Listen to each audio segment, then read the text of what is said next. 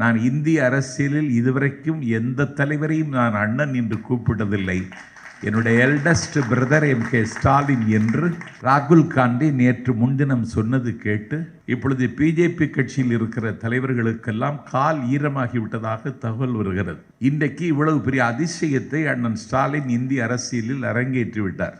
அண்ணாமலைன்னு ஒருத்தன், அவன் அடாவடித்தனமா பேசுகிறான். அவன் பேச்சு நடவடிக்கை எல்லாம் அராஜக மணக்க இருக்கிறது. முதலமைச்சரை ஒருமையில பேசுறான், பத்திரிகையாளர்களை அவமதிக்கிறான். அவனை ஏன் நீங்க கைது செய்யலைன்னு என்ற ஒரு நிருபர் கேட்டார். கைது செய்யல, அவன் 2 ஆட்டுக்குட்டி வச்சிருக்கான், அவனை கைது செய்து அந்த 2 ஆட்டுக்குட்டிக்கும் பிரச்சனை வருவதனால நாங்கள் கைது செய்யலைன்னு. பிரதமர் மோடி தான் ஆட்சியில் செய்திருக்கிற சாதனைகளை சொல்வதற்கு தயார் இல்லை. ஏனென்றால் சாதனைகள் எதுவும் இல்லை, வேதனைகள் தான் மிஞ்சி இருக்கிறது. ஆகவே அவர் என்ன செய்கிறார்? நேருவை விமர்சிக்கிறார். அவர் என்ன செய்கிறார்? கலைஞரை விமர்சிக்கிறார். அவர் என்ன செய்கிறார்? இந்த மண்ணின் சுதந்திரத்திற்காக பாடுபட்ட தலைவர்களை எல்லாம் கொச்சைப்படுத்துகிறார். இந்த நாட்டில் நீ நேருவை விமர்சிப்பதற்கு உனக்கு என்ன தகுதி இருக்கிறது?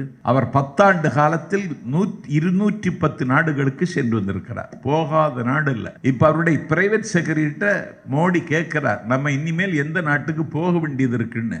பிரைவேட் செக்ரட்டரி சொல்லுகிறான், இனிமேல் போக வேண்டியது சுடுகாடு தான். அப்படி இந்த நாட்டில் உலகத்தை சுற்றி கொண்டிருக்கிற ஒரு ஊதாரியின் கையில் இந்த தேசம் இன்றைக்கு சிக்கிவிட்டது. கச்சத்தீவை நாங்கள் விட்டு கொடுத்தது உண்மைதான். கச்சத்தீவை விட்டு கொடுத்ததனால்தான் அன்றைக்கு 5 லட்சம் தமிழர்கள் இலங்கையிலிருந்து தமிழகத்திற்கு குடிபெயர்ந்தார்கள். இன்றைக்கு உன்னுடைய ஆட்சி காலத்தில் என்ன நிலைமை? இன்றைக்கு கச்சத்தீவில் இருக்கின்ற அந்தோணியார் தேவாலயத்திற்கு நாங்கள் போக முடியல. இந்த உரிமையை பெற்று தருவதற்கு கூட யோக்கியது இல்லாத நீ, 10 ஆண்டு காலத்தில் கச்சத்தீவை மீட்பதற்கு ஒரு துரும்பை தூக்கி போடாத நீ, இந்த நாட்டில் கச்சத்தீவை வைத்து இந்த நாட்டில் பிரச்சனையை திசை திருப்பதற்கு பார்க்கிறார். இப்ப ரோடு ஷோ நடத்துறார். ரோடு ஷோவையும் பார்ப்பான். பிஜேபி காரன்ல எனக்கு நண்பர்கள் உண்டு. நான் அந்த நண்பர்களுக்கு இந்த கூட்டத்தின் வாயிலாக சொல்லிக் கொள்கிறேன், பாரத் மாதா கி ஜெய் அப்படின்னு கத்தனா அது எங்களுக்கு அலர்ஜி, எங்களுக்கு ஒவ்வாமை. நீ கத்த கத்த உனக்கு கல்லறை தயாராகி கொண்டிருக்கிறது என்று அர்த்தம். உன் நிறத்தை நாங்கள் அங்கீகரிக்கலை, உன் கொள்கையை நாங்கள் அங்கீகரிக்கலை. ஜெயேந்திர சந்திரசேகர சுவாமிகள் அவர் கிட்டத்தட்ட 100 வருட காலம் வாழ்ந்தார். அவர்கிட்ட காஞ்சி சங்கர மடத்தினுடைய பக்தர்கள் ஒரு நாள் போய், மடத்துக்கு பக்கத்தில் பள்ளிவாசல் இருக்கு, காலையில் பாங்கு ஓசை எழுப்புகிறார்கள், அது உங்கள் தூக்கத்தையும் நிம்மதியும் கெடுக்கும். அதனால் இந்த பள்ளிவாசல உங்கள் செல்வாக்கை பயன்படுத்தி இந்த இடத்திலிருந்து அப்புறப்படுத்த வேண்டும் என்றார்கள். காஞ்சி சங்கராச்சாரியாருக்கு அவ்வளோ பெரிய செல்வாக்கு. இந்தியாவினுடைய எலெக்ஷன் கமிஷனர் வந்து அவருக்கு காலடியில் விழுந்து கிடப்பான். இந்தியாவினுடைய ஃபினான்ஸ் மினிஸ்டர் வந்து அவருக்கு காலடியில் விழுந்து கிடப்பான். இந்தியாவினுடைய டிஃபென்ஸ் மினிஸ்டர் வந்து அவருக்கு காலடியில் விழுந்து கிடப்பான். அவ்வளவு செல்வாக்கு அவருக்கு. அந்த பெரியவர் சொன்னார், என்ன சொன்னீங்க அப்படிங்கிறார். ஒன்றும் இல்லை, காலையில் இந்த பள்ளிவாசலில் பாங்கு போடுறாங்க, அது உங்கள் தூக்கத்தையும் நிம்மதியும் கெடுக்கும், அதனால் உங்கள் செல்வாக்கை பயன்படுத்தி இந்த பள்ளிவாசலை இங்கிருந்து அகற்ற வேண்டும் என்றார்கள். அப்பொழுது காஞ்சி பெரியவர் சொன்னார், முட்டாள், அந்த பாங்கோசை கேட்டுத்தான் நான் துயிலெழுகிறேன். என்னுடைய சந்திரமௌலீஸ்வரர் பூஜைக்கான ஆயத்த பணிகளை அந்த பாங்கோசை கேட்டுத்தான் தொடங்குகிறேன் என்றார் காஞ்சி பெரியவர்.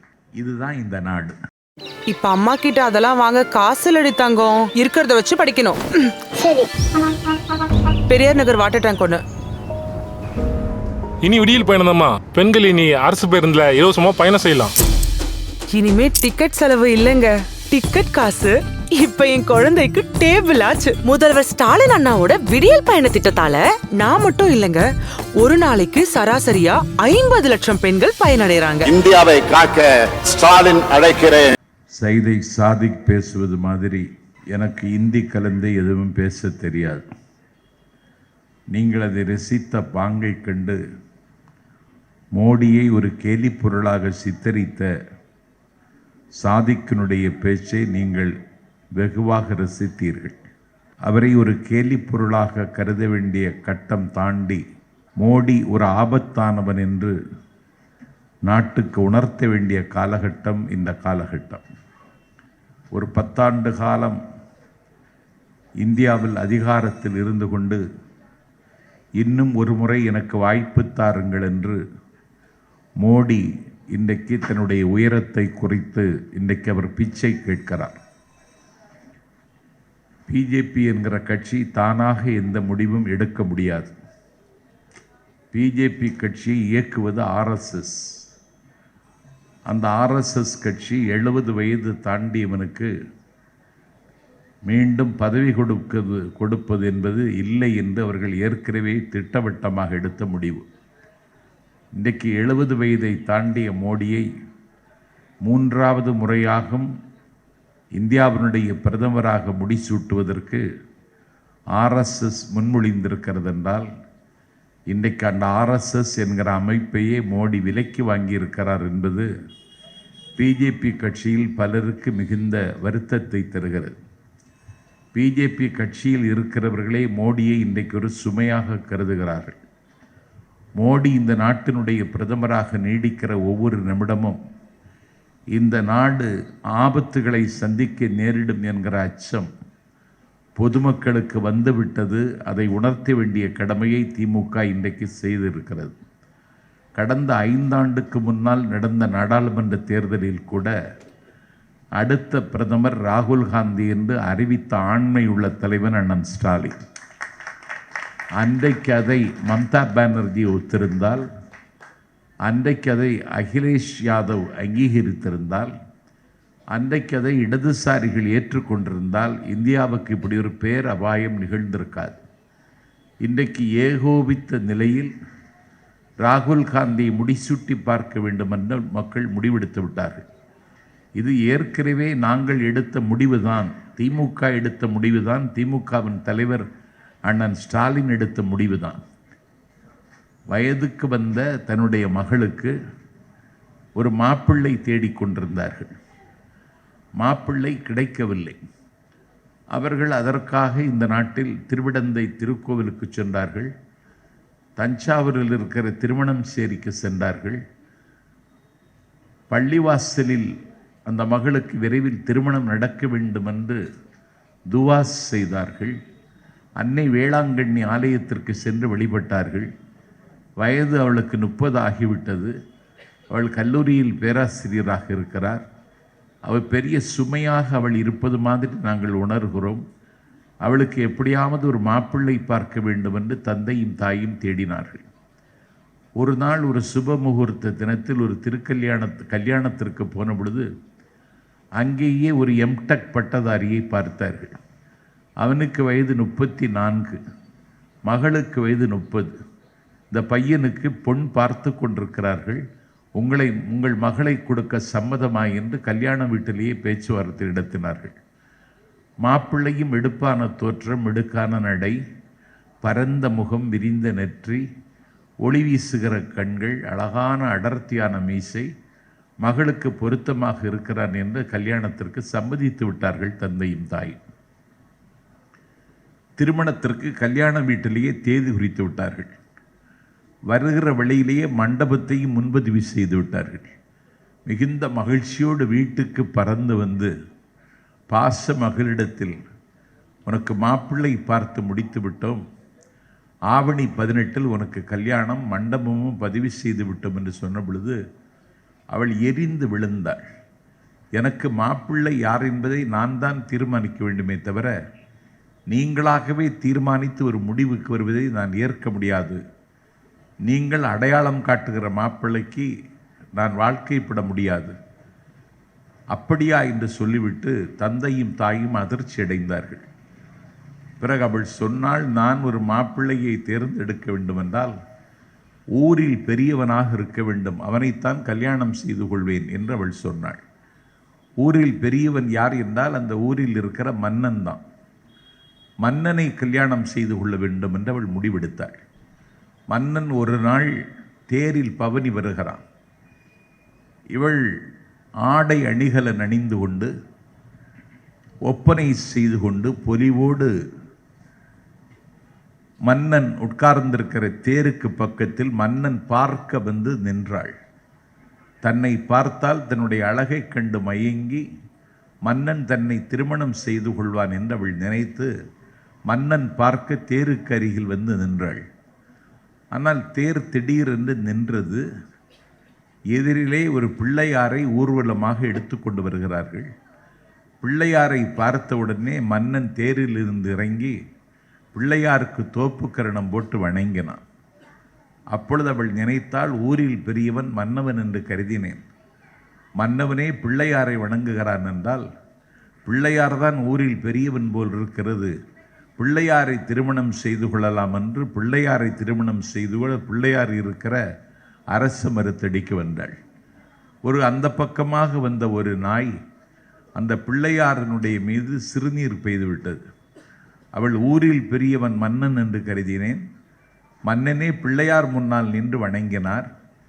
இப்பொழுது பிள்ளையாரை திருமணம் செய்து கொள்ளலாம் என்று கருதினால் பிள்ளையாரின் மீதே ஒரு நாய் சிறுநீர் பெய்துவிட்டது. அப்படியானால் நாயைத்தான் திருமணம் செய்து கொள்ள வேண்டும் என்று அவள் முடிவெடுத்தாள். நாயை திருமணம் செய்து கொள்வதற்கு முடிவெடுத்து நாய்க்கு பின்னால் ஓடினாள். ஒரு கிராமத்தில் ஒரு அழகான குழந்தையை, 5 வயது குழந்தையை ஒரு வெறி நாய் கடித்து குதறிவிட்டது. அந்த நாய் தான், ஐயோ இந்த குழந்தையை கடித்து விட்டதே இந்த நாய் என்று சொல்லி இந்த நாய்க்கு பெரிய வீரம் இருக்கிறது என்று அவள் கருதினாள். ஒரு குழந்தையை கடித்து குதறிய நாயை சும்மா விட முடியாதென்று ஒரு 34 வயது நிரம்பிய ஒருவன் கையிலே கத்தியும் கம்பும் எடுத்து கொண்டு வந்து நாயை ஓட ஓட விரட்டி நாயை அடித்து கொன்றான். அவன்தான் ஊரில் பெரியவன் என்று ஊரே கொண்டாடியது. அவனுக்கு பொன்னாடைகளும் பூமாலைகளும் அணிவிக்கப்பட்டன. ஊரில் பெரியவனாக அந்த வாலிபன் ஆராதிக்கப்பட்டான். அந்த வாலிபனை புகைப்படம் எடுத்துக்கொண்டு வீட்டுக்கு சென்று, நான் பார்த்த மாப்பிள்ளை இவன்தான் ஊரில் பெரியவன், எனக்கு இவனை கல்யாணம் செய்து வையுங்கள் என்று தந்தை தாயிடத்தில் சொன்னார்கள். அந்த படத்தை பார்த்த பொழுது தந்தைக்கும் தாய்க்கும் ரெட்டிப்பு மகிழ்ச்சி. நாம் ஏற்கனவே பார்த்த மாப்பிள்ளையைத்தான் அவள் இன்றைக்கு மணமகனாக தீர்மானித்து கொண்டு வந்து காட்டியிருக்கிறாள் என்று திருமண ஏற்பாடு செய்தார்கள். நாங்கள் ஏற்கனவே பார்த்த மாப்பிள்ளை தான் ராகுல் காந்தி, இப்போது அவர்தான் இந்தியாவின் பிரதமர் என்று எல்லா கட்சிகளும் வழிமொழிகிற இடத்திற்கு இந்திய அரசியலை தன்னுடைய கட்கத்தில் கொண்டு வந்திருக்கிறார் அண்ணன் ஸ்டாலின். எதிரும் புதிருமாக இருக்கிற இடதுசாரிகளும் கம்யூனிஸ்டுகளும் காங்கிரசும் ஒன்று சேராதென்று கணக்கிட்டார்கள். இன்றைக்கு எதிரும் புதிருமாக இருக்கிற இடதுசாரிகளும் கம்யூனிஸ்டுகளும் கைகோர்த்து விட்டார்கள். இந்த இந்தியா கூட்டணி என்கிற கூட்டுக்குள் வங்காள சிங்கம் மம்தா பானர்ஜி அடைவிட மாட்டார் என்று கருதினார்கள். நான் வேட்பாளர்களை அறிவித்தாலும் நான் இந்தியா கூட்டணியில் தான் இருக்கிறேன் என்று மம்தா பானர்ஜி அறிவித்து விட்டாள். தேர்தல் தேதியை அறிவிப்பதற்கு முன்பே முலாயம் சிங் யாதவ், உத்தரப்பிரதேசத்தில் மிகப்பெரிய சவாலாக இருக்கிற தலைவன், இந்தியாவினுடைய பிரதமர் மகுடங்களை உற்பத்தி செய்யக்கூடிய உத்தரப்பிரதேசத்தில் இருக்கிற அவர் காங்கிரஸ் கட்சியோடு பேச்சுவார்த்தை நடத்தி தொகுதி பங்கீட்டை முடித்து விட்டார். இப்பொழுது சத்ரபதி சிவாஜி உலவிய மராட்டிய மண்ணில் இன்றைக்கு உத்தவ் தாக்கரே, சிவசேனாவினுடைய உத்தவ் தாக்கரே, தேசியவாத காங்கிரஸ், சரத்பவாரினுடைய தேசியவாத காங்கிரஸ், இந்திய தேசிய காங்கிரஸ் பேச்சுவார்த்தை நடத்தி உத்தவ் தாக்கரேவுக்கு 21 இடம், தேசியவாத காங்கிரஸிற்கு 10 இடம், காங்கிரஸ் கட்சிக்கு 17 இடம் என்று தொகுதி பங்கீட்டை முடித்து தேர்தல் பரப்புரையை இன்றைக்கு மராட்டிய மண்டலத்தில் தொடங்கிவிட்டார்கள். இந்தியா முழுவதும் இன்றைக்கு இந்திய கூட்டணி ஒரு மிகப்பெரிய பிரச்சார யுத்தத்தை நடத்தி கொண்டிருக்கிறது. அண்ணன் ஸ்டாலின் போகிற இடங்களிலெல்லாம் கண்ணுக்கட்டிய தூரம் வரையிலும் கடலை போல மக்கள் திரண்டு அண்ணன் ஸ்டாலின் சொல்லுகிற செய்தியை கேட்கிறார்கள். நேற்று முன்தினம் ராகுல் காந்தி கோவைக்கு வந்தார். அவர் திருவனந்தபுரத்திலிருந்து விமானத்தில் புறப்பட்டு கோவை வந்து கோவையிலே கூட்டம் நடக்கிற இடத்திற்கு காரில் போகிற பொழுது ஒரு பலகார கடையை பார்க்கிறார். உடனே காரை நிறுத்த சொல்லி சாலையை கடந்து பலகார கடைக்கு சென்று பலகாரம் வாங்கி ருசித்து சாப்பிட்டு விட்டு நன்றாக இருக்கிறதுன்னு சொல்லி அந்த பலகாரத்தை வாங்கி ஒரு கவரில் வைத்து கொண்டு கூட்ட மேடைக்கு சென்று அண்ணன் ஸ்டாலின் அவர்கள் கையில் அந்த பலகாரத்தை கொடுத்து, உங்கள் ஒரு பலகாரத்தை உங்களுக்கு நான் தருகிறேன், நான் இந்திய அரசியலில் இதுவரைக்கும் எந்த தலைவரையும் நான் அண்ணன் என்று கூப்பிட்டதில்லை, என்னுடைய எல்டஸ்ட் பிரதர் M.K. ஸ்டாலின் என்று ராகுல் காந்தி நேற்று முன்தினம் சொன்னது கேட்டு இப்பொழுது பிஜேபி கட்சியில் இருக்கிற தலைவர்களுக்கெல்லாம் கால் ஈரமாகிவிட்டதாக தகவல் வருகிறது. இன்றைக்கு இவ்வளவு பெரிய அதிசயத்தை அண்ணன் ஸ்டாலின் இந்திய அரசியலில் அரங்கேற்றிவிட்டார். இது யாரும் செய்ய முடியாது. 1975 இதை கலைஞர் செய்தார். அன்னை இந்திரா எமர்ஜென்சியை கொண்டு வந்த காலத்தில் எமர்ஜென்சிக்கு எதிராக ஜனநாயகத்தை மீட்கிற போரில் வட இந்தியாவில் அன்றைக்கு ஜேபி தலைமை தாங்கினார், தென்னிந்தியாவில் அன்றைக்கு கலைஞர் தலைமை தாங்கினார். கலைஞருக்கு பிறந்தவன் தான் எங்கள் அண்ணன் ஸ்டாலின். துப்பாக்கிக்கு பிறந்தது பீரங்கியாகத்தான் இருக்க முடியும் என்று இன்றைக்கு இந்தியாவுக்கு ஒரு பேர் ஆபத்து வந்திருக்கிற நிலையில் அன்றைக்கு கலைஞர் துணிந்தெடுத்த முடிவை அண்ணன் ஸ்டாலின் இன்றைக்கு துணிந்து எடுத்திருக்கிறார். அவர் ஒரு நல்ல முடிவை எடுத்து மக்கள் மத்தியில் கொண்டு செல்கிறார். தம்பி சாதிக் சொன்னது போல யார் பிரதமராக வேண்டும் என்பதல்ல, யார் பிரதமராக வரக்கூடாது என்பதுதான் இந்த தேர்தலில் மிகப்பெரிய முக்கியம். என்ன சாதித்தாய் என்று கேட்டால் பிரதமர் மோடி தான் ஆட்சியில் செய்திருக்கிற சாதனைகளை சொல்வதற்கு தயாரில்லை. ஏனென்றால் சாதனைகள் எதுவும் இல்லை, வேதனைகள் தான் மிஞ்சி இருக்கிறது. ஆகவே அவர் என்ன செய்கிறார்? நேருவை விமர்சிக்கிறார். அவர் என்ன செய்கிறார்? கலைஞரை விமர்சிக்கிறார். அவர் என்ன செய்கிறார்? இந்த மண்ணின் சுதந்திரத்திற்காக பாடுபட்ட தலைவர்களை எல்லாம் கொச்சைப்படுத்துகிறார். இந்த நாட்டில் நீ நேருவை விமர்சிப்பதற்கு உனக்கு என்ன தகுதி இருக்கிறது? நேருவினுடைய உயரம் என்ன? அண்ணாவே சொன்னார், அவர் கட்டி முடிக்கப்பட்ட கோபுரம் நான் கொட்டி கிடக்கிற செங்கல் என்று அண்ணா சொன்னார். இந்தியாவின் விடுதலைக்கு 10 ஆண்டு காலம் நைனிட்டால் சிறையில் தவம் இருந்தவன் பண்டித நேரு. இந்தியாவினுடைய விடுதலைக்கு பாடுபட்ட காங்கிரஸ் என்கிற கட்சிக்கு அவர்கள் குடும்பத்திற்கு சொந்தமான ஆனந்த பவனம் என்ற அழகிய பவனத்தை, மும்பையில் இருந்த அந்த பவனத்தை காங்கிரஸிற்கு தாரை வார்த்த குடும்பம் அந்த நேருவின் குடும்பம். நேரு இந்தியாவினுடைய முதல் பிரதமர். அவர்தான் இந்த நாட்டில் திட்ட கமிஷன் கொண்டு வந்தார். அவர்தான் இந்த நாட்டினுடைய ரயில்வேயை மேம்படுத்தினார். அவன்தான் இந்தியன் ஏர்வேஸை கொண்டு வந்தார்.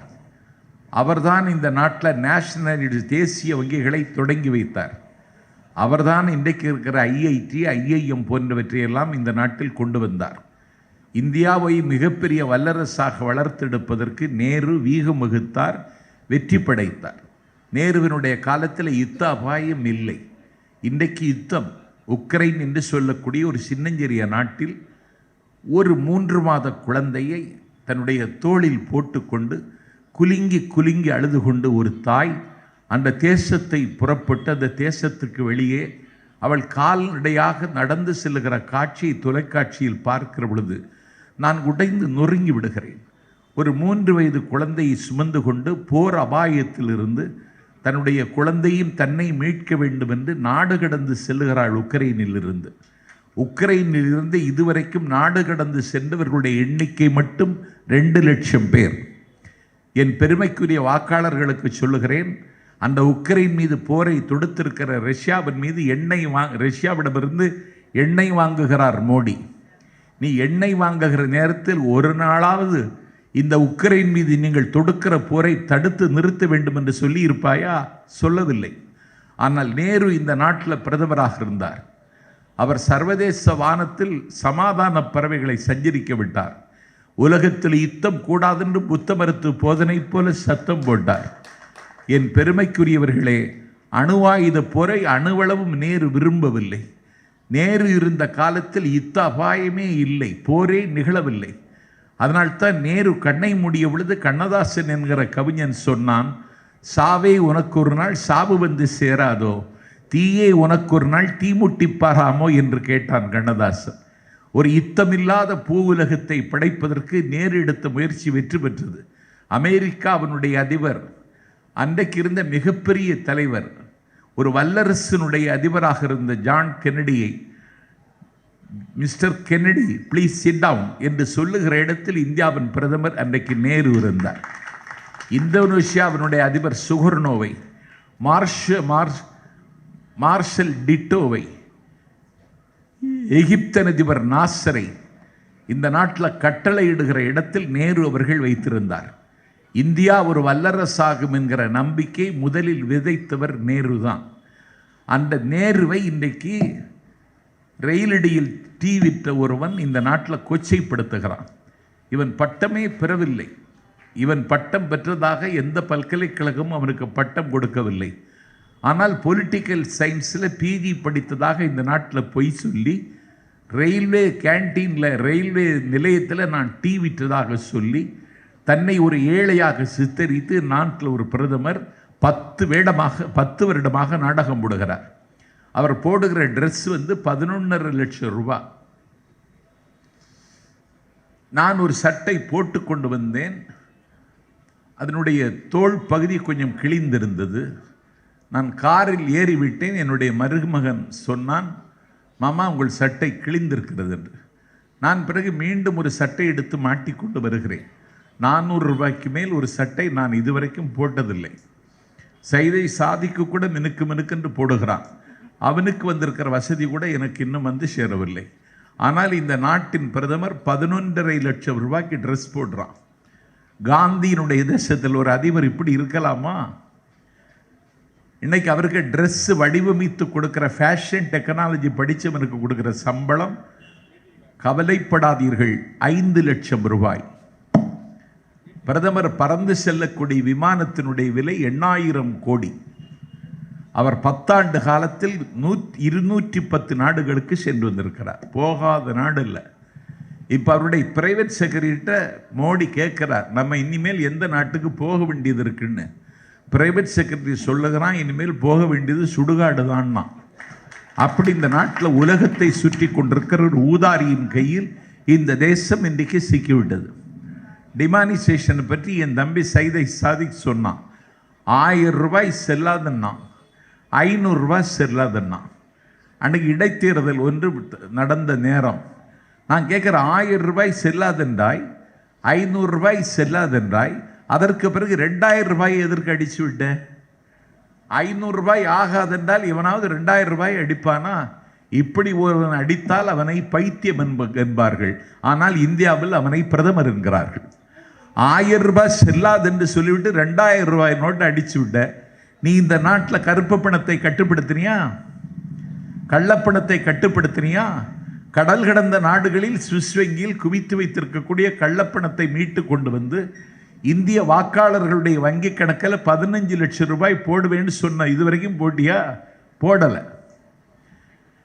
விவசாயிகளுக்கு 2022 அவர்களுக்கு இரட்டிப்பு வருமானம் உத்தரவாதம் என்று சொன்னாய். விவசாயிகள் நிலைமை என்ன? இந்த நாட்டில் மோடி ஆட்சிக்கு வந்ததற்கு பிறகு இதுவரைக்கும் 20,000 விவசாயிகள் தற்கொலை செய்திருக்கிறார்கள். நீ கொண்டு வந்த வேளாண்மை சட்டத்தை அங்கீகரிக்க முடியாமல் டெல்லியில் அவர்கள் போராடுவதற்கு டெல்லிக்கு வந்தார்கள். டெல்லி அவர்கள் முற்றுகையிடுகிறார்கள் என்று தெரிந்தவுடனே டெல்லி சாலைகளில் ஆணி அடித்தார்கள். அந்த ஆணியை கடந்துதான் அவர்கள் போராடுகிற இடத்திற்கு போக வேண்டும். இணையதளத்தை துண்டித்தார்கள், தண்ணீரை துண்டித்தார்கள். எல்லாம் துண்டித்ததற்கு பிறகு விவசாயிகள் மீண்டும் போராடினார்கள். ஒரு மத்திய அமைச்சருடைய மகன் காரை எடுத்துக்கொண்டு மோதி போராடி கொண்டிருந்த விவசாயிகளின் மீது மோதி 9 பேர் துடிக்க துடிக்க செத்தார்கள். இந்த நாட்டில் இப்படி ஒரு கொடும் சட்டத்தை கொண்டு வந்தாய். விவசாயிகள்கிட்ட இருப்பது கொஞ்சம் போல நிலம்தான். நானே விவசாயி தான். கிராமத்தில் நான் நட்டு வைத்திருக்கிற தென்னையில் வெட்டுகிற தேங்காய்க்கு எனக்கு ஊரில் விலை கிடைப்பதில்லை. ஆனால் நான் தலைநகர் சென்னைக்கு வந்து 50 ரூபாய்க்கு இளநீர் குடிக்கிறேன். என் வீட்டில் தோட்டத்தில் வெட்டின தேங்காயை எடுத்து செல்லுகிறவர் 8 ரூபாய் தரமாட்டேன் என்கிறார். தேங்காயை எடுத்து கொண்டு போனாலும் அடுத்த வெட்டுக்கு முன்னால் வாங்கி கொண்ட தேங்காய்க்கு ரூபாய் தரல. விவசாயிகள் உற்பத்தி செய்த பொருளுக்கு விவசாயி விலையை தீர்மானிக்க முடியாத சோகம். நீ 2022 ரெட்டிப்பு வருமானம் என்று சொன்னாய். தந்தாயா? இல்லை. இந்தியா இன்றிருக்கு வல்லரசு என்று நீ வாய் பிளந்து பேசுகிறாய். ஆனால் 3800 மீனவர்கள் எங்கள் கடல் எல்லையில் எங்கள் மீனவர்கள் கைது செய்யப்பட்டார்கள். எங்கள் மீனவர்கள் கைது செய்யப்படுகிறார்கள். இலங்கை கராக்கிரகத்தில் அடைக்கப்படுகிறார்கள். அவர்களை விடுவிப்பதற்கு ஒரு நேரமோ நினைப்போ இருந்ததா? இந்தியாவின் காலடியில் கிடக்கின்ற இன்றைக்கு பொருளாதாரத்தில் வீழ்ச்சியடைந்திருக்கின்ற இலங்கையை பார்த்து எங்கள் இந்திய தேசத்தினுடைய மீனவர்களை ஏன் கைது செய்கிறாய் என்று கேட்கிற துணிச்சல் உண்டா? மீனவன் தன்னுடைய மனைவியினுடைய தாலியை விற்று வனைந்த படகு இன்றைக்கு சிங்கள காடையர்களால் பறிமுதல் செய்யப்படுகிறது. படகும் மீட்டு தரவில்லை, மீனவர்களுடைய உரிமையும் நீ மீட்டு தரவில்லை. இப்போது நாட்டை திசை திருப்புவதற்கு கச்சத்தீவை கருணாநிதி விட்டுக் கொடுத்தார். இந்திரா காந்தியின் காலத்தென்று நீ கடந்த காலத்தில் சஞ்சரிக்கிறாய். இறந்த காலத்தில் சஞ்சரிக்கிற இந்தியாவின் பிரதமரை கேட்கிறேன், கச்சத்தீவை நாங்கள் விட்டுக் கொடுத்தது உண்மைதான். கச்சத்தீவை விட்டுக் கொடுத்ததனால்தான் அன்றைக்கு 5 லட்சம் தமிழர்கள் இலங்கையிலிருந்து தமிழகத்திற்கு குடிபெயர்ந்தார்கள். இன்றைக்கு உன்னுடைய ஆட்சி காலத்தில் என்ன நிலைமை? இன்றைக்கு கச்சத்தீவில் இருக்கின்ற அந்தோணியார் தேவாலயத்திற்கு நாங்கள் போக முடியல. இந்த உரிமையை பெற்று தருவதற்கு கூட யோக்கியது இல்லாத நீ 10 ஆண்டு காலத்தில் கச்சத்தீவை மீட்பதற்கு ஒரு துரும்பை தூக்கி போடாத நீ இந்த நாட்டில் கச்சத்தீவை வைத்து இந்த நாட்டில் பிரச்சனையை திசை திருப்பதற்கு பார்க்கிறார். இப்போ ரோடு ஷோ நடத்துகிறார். உன் ரோடு ஷோவையவும் பார்ப்பான். பிஜேபி காரனில் எனக்கு நண்பர்கள் உண்டு. நான் அந்த நண்பர்களுக்கு இந்த கூட்டத்தின் வாயிலாக சொல்லிக் கொள்கிறேன், பாரத் மாதா கி ஜே அப்படின்னு கத்துனா அது எங்களுக்கு அலர்ஜி, எங்களுக்கு ஒவ்வாமை. நீ கத்த கத்த உனக்கு கல்லறை தயாராகி கொண்டிருக்கிறதுன்னு அர்த்தம்.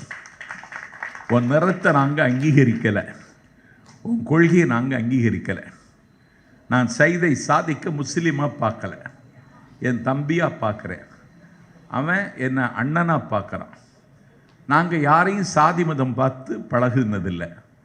என்னுடைய கால் சட்டை பருவத்தில் நான் சொற்பொழிவாளன் ஆக வேண்டும் என்ற கனவோடு தலைநகர் சென்னைக்கு தஞ்சம் என்று வந்த பொழுது பார்த்தவன் கனி. இன்றைக்கு அவன் திமுகவினுடைய பொதுக்குழு உறுப்பினர். நாங்கள் எல்லோரையும் மதிக்கிறோம். இன்னைக்கு காஞ்சியில் ஒரு பெரியவர் இருந்தார், ஜெயேந்திர சந்திரசேகர சுவாமிகள். அவர் கிட்டத்தட்ட 100 வருட காலம் வாழ்ந்தார். அவர்கிட்ட காஞ்சி சங்கரமடத்தினுடைய பக்தர்கள் ஒரு நாள் போய், மடத்துக்கு பக்கத்தில் பள்ளிவாசல் இருக்கு, காலையில் பாங்கு ஓசை எழுப்புகிறார்கள், அது உங்கள் தூக்கத்தையும் நிம்மதியும் கெடுக்கும், அதனால் இந்த பள்ளிவாசலை உங்கள் செல்வாக்கை பயன்படுத்தி இந்த இடத்திலிருந்து அப்புறப்படுத்த வேண்டும் என்றார்கள். காஞ்சி சங்கராச்சாரியாருக்கு அவ்வளோ பெரிய செல்வாக்கு. இந்தியாவினுடைய எலெக்ஷன் கமிஷனர் வந்து அவருக்கு காலடியில் விழுந்து கிடப்பான். இந்தியாவினுடைய ஃபினான்ஸ் மினிஸ்டர் வந்து அவருக்கு காலடியில் விழுந்து கிடப்பான். இந்தியாவினுடைய டிஃபென்ஸ் மினிஸ்டர் வந்து அவருக்கு காலடியில் விழுந்து கிடப்பான். அவ்வளவு செல்வாக்கு அவருக்கு. அந்த பெரியவர் சொன்னார், என்ன சொன்னீங்க அப்படிங்கிறார். ஒன்றும் இல்லை, காலையில் இந்த பள்ளிவாசலில் பாங்கு போடுறாங்க, அது உங்கள் தூக்கத்தையும் நிம்மதியும் கெடுக்கும், அதனால் உங்கள் செல்வாக்கை பயன்படுத்தி இந்த பள்ளிவாசலை இங்கிருந்து அகற்ற வேண்டும் என்றார்கள். அப்பொழுது காஞ்சி பெரியவர் சொன்னார், முட்டாள், அந்த பாங்கோசை கேட்டுத்தான் நான் துயிலெழுகிறேன். என்னுடைய சந்திரமௌலீஸ்வரர் பூஜைக்கான ஆயத்த பணிகளை அந்த பாங்கோசை கேட்டுத்தான் தொடங்குகிறேன் என்றார் காஞ்சி பெரியவர். இதுதான் இந்த நாடு. இந்த நாட்டில் இப்படி இருக்கிற பண்பாடு இருக்குல்ல, இந்த பண்பாட்டை எப்படியாவது கெடுக்கணும்னு பார்க்குறான். அதுதான் ஆர்எஸ்எஸ் காரனுக்கு அஜெண்டா. இன்னைக்கு ராமர் கோவில் கட்டிட்டான். ராமர் கோவில் கட்டினா மரியாதை கூடுன்னு நினச்சான். இவன் மரியாதை மண்ணாகி போச்சு. என்னன்னு கேட்டால், ராமரே இவனை விரும்பலை. காந்திகிட்ட கேட்டாங்க, நீங்கள் இந்தியா விடுதலை பெற்றால் ராமராஜ்யம் வரும்னு சொன்னீங்களே, ராமராஜ்யம் எப்படி இருக்கும்னு கேட்டார். ஒன்று அழுத்தமாக சொல்கிறேன், காந்தியடிகள்கிட்ட கேட்டான், உங்கள் ராமராஜ்யம் எப்படி இருக்கும் என்று. அப்பொழுது காந்தியடிகள் பதில் சொன்னார், நபிநாதர் ஸல்லல்லாஹு அலைஹி வஸல்லத்துக்கு பிறகு கலீஃபாவாக பொறுப்பேற்று கொண்ட உமர் போல இந்தியாவில் ஆட்சி நடக்கும், உமரின் ஆட்சி இந்தியாவில் நடக்கும்னார். உமர் யார்? கலீஃபாவாக பொறுப்பேற்று கொண்டவர். அவர் அப்படி ஒரு நிர்வாகத்தை அன்றைக்கு அரபு சீமையில் தந்தார். அன்றைக்கு வெள்ளிக்கிழமை ஜும்மா தொழுகை முடிந்ததற்கு பிறகு அவர் பேசுகிறார். கலீஃபா உமர், அவருக்கு உடல்நலம் கொஞ்சம் குன்றி இருக்கிறது. அந்த மருந்து தயாரிப்பதற்கு தேன் வேண்டும். அன்றைக்கு தேன் அரசாங்கத்தினுடைய கருவூலத்தில் தான் இருக்கிறது. பள்ளிவாசலில் ஜும்மா தொழுகை முடிந்த பிறகு உமர் பேசுகிறார், எனக்கு உடல்நலம் குன்றி இருக்கிறது, அரசு கருவூலத்தில் இருக்கிற தேனில் கொஞ்சம் என்னுடைய மருந்து தயாரிப்புக்கு நான் எடுத்துக்கொள்ளலாமா என்று கேட்டார். அரசு கருவூலத்தில் இருக்கிற தேனை கூட மக்களினுடைய அனுமதி இல்லாமல் பயன்படுத்தக்கூடாது என்று சொன்னவர் உமர். உமருடைய மகன் மது அருந்திவிட்டதாக ஒரு செய்தி அவருடைய காதுக்கு வருகிறது.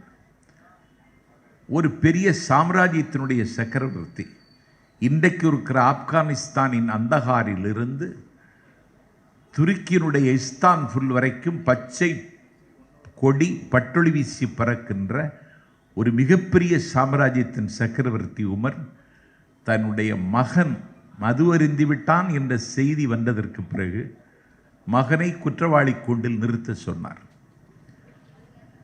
அன்றைக்கு சாட்டையால் விசிறுகிறார்கள், அடித்து நொறுக்குகிறார்கள். அவருடைய முதுகு பாலம் பாலமாக பிளந்து இரத்தம் கொட்டுகிறது. நான் மது அருந்த மாட்டேன் என்று மகனிடத்தில் சத்தியம் செய்து வாங்கி கொண்டு ஆட்சி நடத்திய ஒரு உமர். அதனால ராமராஜ்யம் உமரின் ராஜ்யம் போல இருக்கும்னார் காந்தி. இன்னைக்கு அப்படியா இருக்கு? இந்த ஆட்சியை பார்த்தவனாவது கேள்வி கேட்க முடியுமா? கேள்வி கேட்டவனை உயிரோடு விட்டுருப்பானா? என்ன விட்டுடுங்க. Delhi south, Delhi north, Delhi west 3 கார்பரேஷன்ல இன்னைக்கு ஆம் ஆத்மி கட்சி கையில் இருக்கு. டெல்லி அவங்க ஆட்சியில் இருக்கு. பஞ்சநதிகள் பாயக்கூடிய பஞ்சாப் ஆம் ஆத்மி கட்சி கையில் இருக்கு. 3 மாநிலத்தில் செல்வாக்கோடு திகழ்கின்ற ஆம் ஆத்மி கட்சியினுடைய தலைவர், டெல்லி முதல்வர் ஒரு மதுபான கொள்ளை வழக்கில் தேர்தல் தேதி அறிவிக்கப்பட்டதற்கு பிறகு கைது செய்யப்பட்டு டெல்லி திகார் சிறையில் இருக்கிறார். நீங்கள் என்ன நியாயம் வழங்கப் போகிறீர்கள் என்று கேட்கத்தான் நான் மண்ணடிக்கு வந்தேன். ஒரு முதலமைச்சரையே கைது செய்கிறார். ஹேமந்த் சோரன் ஜார்க்கண்டின் முதலமைச்சர், அவரை கைது செய்து டெல்லி திகார் சிறையில் இன்றைக்கு வைத்திருக்கிறார்கள். ஆகாதவர்கள் ப. சிதம்பரத்தை கைது செய்தார்கள். சிதம்பரத்தின் மகன் தம்பி கார்த்திகை கைது செய்தார்கள். காங்கிரஸ் கட்சி சார்ந்தவர்களை எல்லாம் அடக்குமுறை சட்டம் கொண்டு அடக்க பார்க்கிறார்கள். திமிரி எழுகிறது காங்கிரஸ். இன்றைக்கு நடுங்குகிறார் மோடி. நாட்டு மக்களிடத்தில் நல்ல பேர் வாங்குவதற்கு எச்சரிக்கிறார். என்னுடைய 10 ஆண்டு கால ஆட்சி வெறும் ட்ரையல் தான், இனிமேல் தான் என்னுடைய சாதனைன்னு சொல்றார். நீ என்ன சாதிப்பாய்? உங்ககிட்ட என்ன திட்டம் இருக்கு? நாங்க கேட்ட நிதி தந்தியா? விண்ணை குடைந்து கூக்கு என்று வீசியது காற்று, கொட்டி முளைக்கியது வானம், வெட்டி முறித்தது மின்னல், சட்ட சடார் என்று பொழிந்தது மாமழை. தலைநகர் சென்னை ஈரத்தால் அல்ல, மக்களின் கண்ணீரால் நனைந்தது. கடல் சூழ்ந்த காயல்பட்டினம் 90 சென்டிமீட்டர் மழை. திக்கெல்லாம் புகழுகிற திருநெல்வேலி சீமையில் பொங்கி பெருக்கெடுத்து ஓடுகின்ற தாமிரபரணி நதி ஊருக்குள் நுழைந்து 24 அடி உயரத்திற்கு அந்த தண்ணீர் பாய்கிறது. முதலமைச்சர் நிலைகுலைந்து விட்டார். கவலை அவரை தின்னத் தொடங்கிவிட்டது. தமிழ்நாட்டினுடைய சீஃப் செக்ரட்டரி சிவதாஸ் மேனா, ஒரு சீனியர் ஐஏஎஸ் ஆஃபீஸர், ஐஏஎஸ் அவர்களை தொடர்பு கொண்டு இந்த துயர் நிவாரணப் பணியில் நீங்களே நேரடியாக சென்று நிவாரணப் பணிகளை மேற்கொள்ள வேண்டும் என்று சிவதாஸ் மேனா நெல்லைக்கு சென்று 10 நாள் அந்த ஊரில் முற்றுகையிட்டு நிவாரணப் பணிகளை மேற்கொண்டார். என்றால் துயர் துடைக்கிற பணிக்கு ஒரு தலைமைச் செயலாளரை அனுப்பி வைக்கிற ஆளுமையும் ஆற்றலும் நிறைந்த முதலமைச்சர் எங்கள் அண்ணன் ஸ்டாலின். நிதித்துறை அமைச்சர் தங்கம் தென்னரசு தலைமையில் 10 அமைச்சர்கள் இங்கே முற்றுகையிட்டிருந்தார்கள். கனிமொழி உப்புக்காற்று வீசுகிற தூத்துக்குடி மண்ணில் பெய்த மழைக்கு அந்த மக்கள் சந்தித்த துயரத்தில் அவர் தன்னை முழுமையாக அர்ப்பணித்துக் கொண்டார். ஒரு தம்பி சொல்லுகிறான், நான் 10 முறை கனிமொழியை தொடர்பு கொண்டேன். 10 முறையும் என்னுடைய அலைபேசி எண்ணை எடுத்தார். இப்படி ஒருவரை நாங்கள் மக்கள் பிரதிநிதியாக பெற்றது நாங்கள் பெற்ற பெரும் பேர் என்று அந்த தம்பி சொல்லுகிறான்.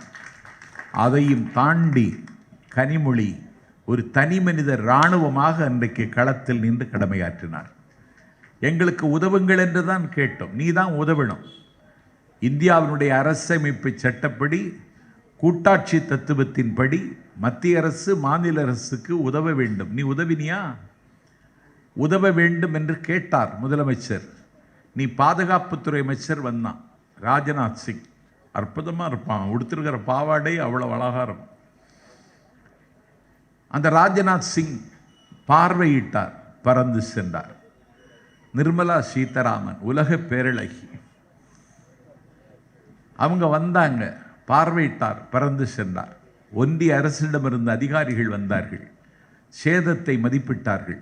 தமிழ்நாடு அரசின் நிவாரணப் பணி சிறப்பாக இருக்கிறது என்று பாராட்டி விட்டு போனார்கள். நிதி வரல. டிசம்பர் 19 இரவு 7:30 மணிக்கு பிரதமரை சந்திக்கிறார் டெல்லியில் அண்ணன் ஸ்டாலின். எங்களுக்கு புயல் நிவாரண நிதி தாருங்கள், டிசாஸ்டர் ஃபண்டிலேருந்து எங்களுக்கு நிதி ஒதுக்கல்னு கேட்டார். தர்றேன்னு சொன்னார், இதுவரைக்கும் வரல.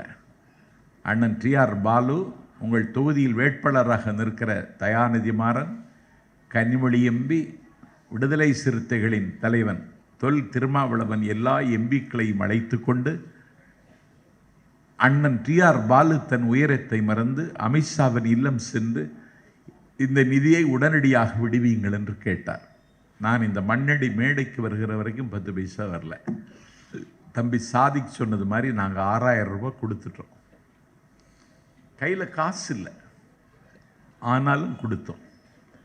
உரிமை தொகை கொடுக்கல, வாக்குறுதியை நிறைவேற்றலைன்னு சொன்னான். இன்னைக்கு 1,15,00,000 பேருக்கு 1000 ரூபாய் நிதி வந்துட்டுருக்கு. இது எல்லாருக்கும் கிடைக்காது. என் தங்கச்சி தியாகராஜர் காலேஜில் ப்ரொஃபஸராக இருக்கா. அவள் யூஜிசி ஸ்கேலில் 1,35,000 ரூபாய் சம்பளம் வாங்குறா. அவளுக்கு கிடைக்குமான்னு கேட்டால் கிடைக்காது. அவளே எனக்கு கேட்குறா, நீ திமுகவுக்கு சப்போர்ட்டாக தானே இருக்க, இந்த நிதி எனக்கு 1000 ரூபா வாங்கி தான்னு கேட்குறா. நான் சொன்னேன், நீ கல்லூரி பேராசிரியர், நீ கேட்கவே கூடாதே, உனக்கு என்ன அறிவில்லையான்னு கேட்டேன். இப்போ என் மனைவி கேட்குறா, இந்த 1000 ரூபாய் எனக்கு கிடைக்குமா? எங்கள் பக்கத்து வீடு சித்தி வீட்டுக்கு அவளுக்கு 1000 ரூபா கிடைக்கும். என் மனைவி கேட்குறேன், எனக்கு 1000 ரூபா கிடைக்குமா? நான் சொன்னேன், எனக்கு மனைவியாக இருக்கிற வரைக்கும் கிடைக்காது. அப்போ இதுக்கு என்ன செய்யணும்? ஏதாவது ஒரு முடிவு நான் எடுக்க வேண்டியது வருங்கிறா. தேர்தல் முடிஞ்சு தான் தெரியும் எனக்கு என்ன முடிவு வரப்போகுதுன்னு. 1000 ரூபாய் உரிமை தொகைக்கு இந்த நாட்டில் பெண்கள் ஆவலோடு இன்றைக்கு அதை வாங்கி கொள்கிறார்கள். அண்ணன் ஸ்டாலினுக்கு நன்றி தெரிவிக்கிறார்கள். ஒரு புள்ளி விவரத்தை உங்களுக்கு சொல்கிறேன். 2.25 ஆண்டு கால அண்ணன் ஸ்டாலின் ஆட்சியில் நேரடியாக பலன் பெற்றவர்கள் மட்டும் 2,88,00,000 பேர். இந்த 2,88,00,000 பேர் எங்களுக்கு வாக்களித்தாலே எல்லா தொகுதிகளிலும் நாங்கள் 2 லட்சம் வாக்கு வித்தியாசத்தில் வெல்வோம். இதுதான் எங்கள் கணக்கு. இன்னைக்கு அதிமுக ஒரு பெரிய கட்சி, அது விளிம்பு நிலை மக்களின் கட்சி. அந்த கட்சி இன்னைக்கு என்ன ஆயிற்று? பிஜேபியினுடைய காலடியில் விழுந்து கிடக்குது. ஆனால் அதிமுக கட்சி பிஜேபியோட ஒட்டுமில்லை உறவும் இல்லைன்னு பொய் சொல்லிட்டு இருக்கார் எடப்பாடி. நாஞ்சில் சிம்பத்தை கேட்குறேன், நீ மோடியை விமர்சித்து ஏதாவது ஒரு கூட்டத்தில் பேசி இருக்கிறியா? இது வரைக்கும் பேசினதில்லையே.